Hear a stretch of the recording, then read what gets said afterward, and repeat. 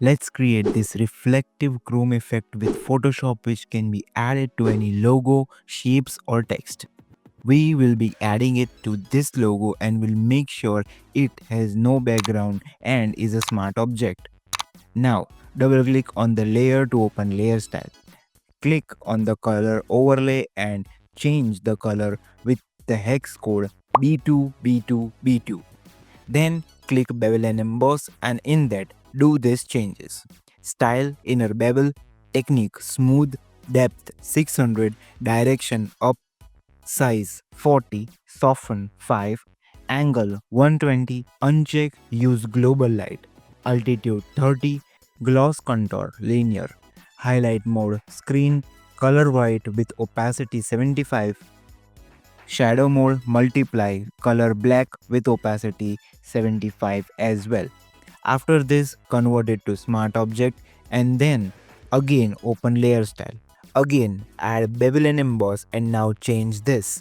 Style outer bevel, depth 100, size 7, soften 0, gloss contour, ring double. Then add inner glow and make these changes.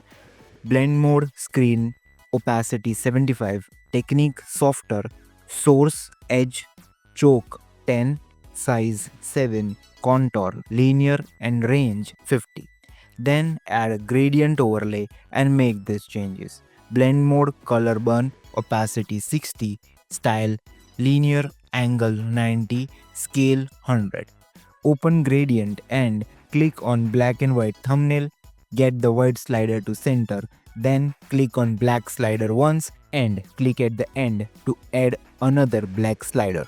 Then add drop shadow and make these changes. Blend mode multiply, opacity 50, uncheck use global light, angle 120, distance and size 14, spread 0 and contour linear. Press OK to apply and now we'll make it super reflective. Now add curves adjustment layer, clip it to the logo layer, then we'll change the curve to this, which is a hill, valley, hill, to make our effect reflective. To increase the effect, duplicate the curves layer, clip it again and modify the curve slightly. Then add dark background to enhance our chrome effect's reflectiveness. Activate the top layer and create a merge layer by Alt plus Control plus Shift plus E or Option plus Command plus Shift plus E.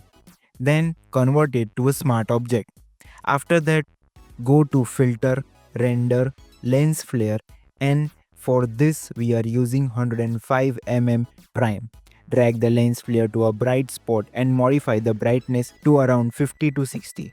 And that's how we can add the reflective chrome effect. Here are a couple more examples for it. Let me know which one you like the most.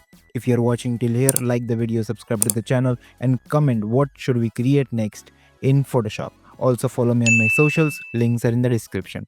Until next time, keep watching Haynes Graphics.